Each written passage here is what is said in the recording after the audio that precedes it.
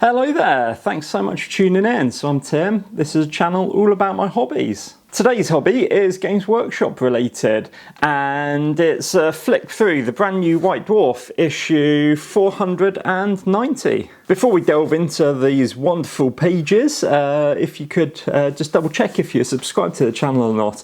If you're not, if you wouldn't mind tapping that button, would really help out a lot. Starting off with this absolutely awesome subscriber edition cover showing off the brand new Terminators from Leviathan, we then get into the contents.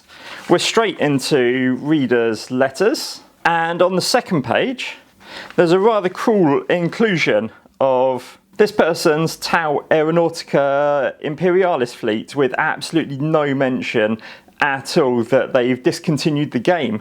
Regardless, it is a very lovely looking squadron, and hopefully they've got a nice play group already established who will continue to play the game with them. Over the page, and we are into Worlds of Warhammer, and look at some character development. I was immediately drawn to the Ghazghkull sidebar and that absolutely beautiful second edition model with banner cut out from the Codex and the Goblin green base. That is 100% my jam.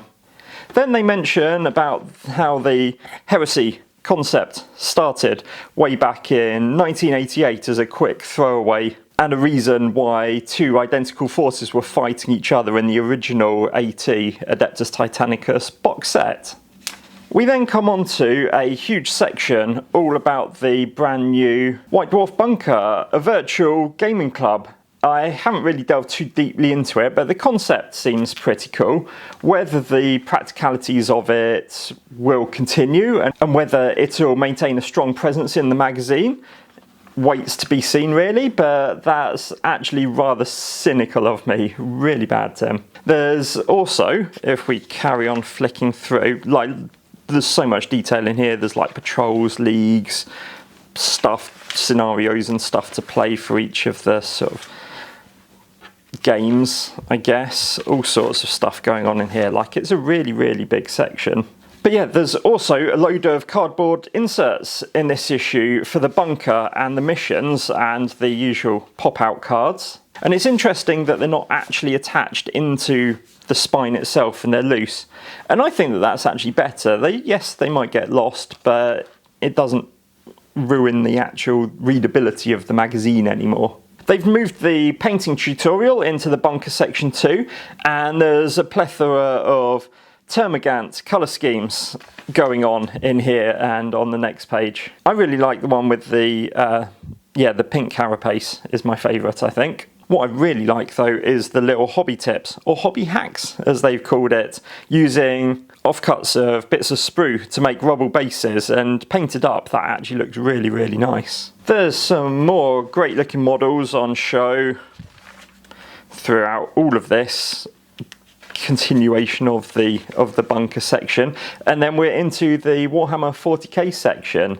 Now this article here, Project X, feels like it's an issue too late, but there's a deep dive into 10th edition. It's got some nice glimpses of behind the scenes and stuff, some basics covered for people like me who haven't played the rule set yet, and then we're into a chunky section of story. On the other side, there's get to it, designer's notes with a close-up look of the Leviathan contents, which is why I feel that this is so late. It's been all over the internet and social media for what feels like a couple of months at this point. So just keep flicking through. The new Neds are absolutely gorgeous. I flipping love them. Cannot start a new army.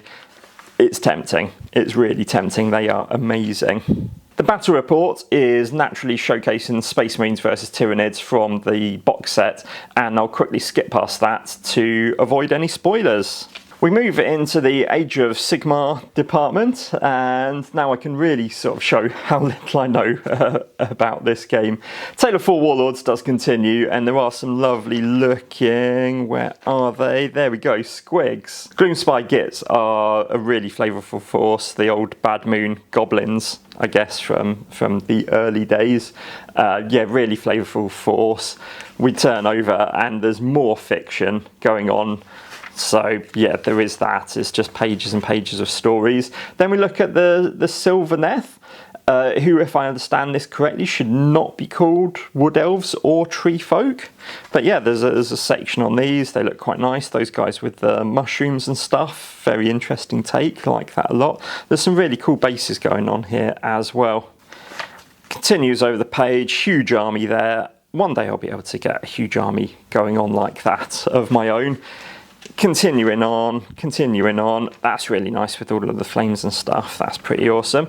And then we are into Underworlds. It gets even more strategy.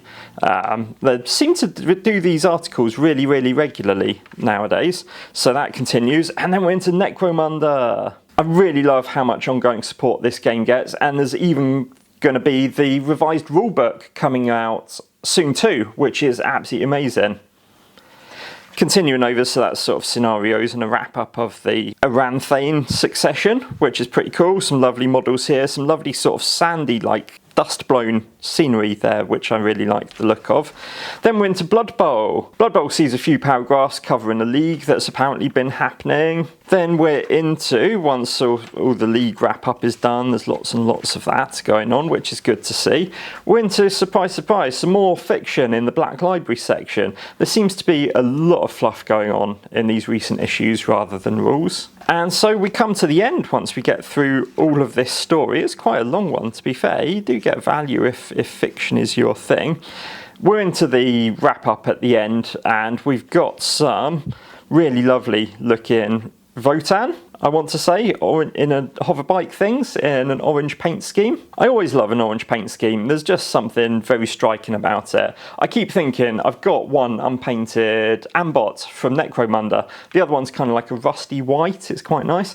But yeah, I keep thinking with that other Ambot, because you get two in the box, that I'm more than likely going to try out an orange scheme like this. All that it teases for the next issue is more from the bunker, but I'm really hoping that there's some Legions Imperialis articles, something about the Necromunda rulebook maybe, and hopefully some quite quality Titanicus coverage with the upcoming releases of the plastic direwolves and the new Warhound weapons. So there we go, a look through White Dwarf issue 490. It was good, but not a mind-blowing issue. I still wish there was just a little bit more variety and more pages dedicated towards the specialist games. But at least we did get some Blood Bowl and some Necromunda content in this one. Before signing off, if you could do all of the usual YouTube business, the liking, the subscribing, commenting, ringing notification bells if you don't mind having notifications going off. What a palaver that is. I'll be back very soon with another video, and until then, take care of yourselves. Cheers everyone.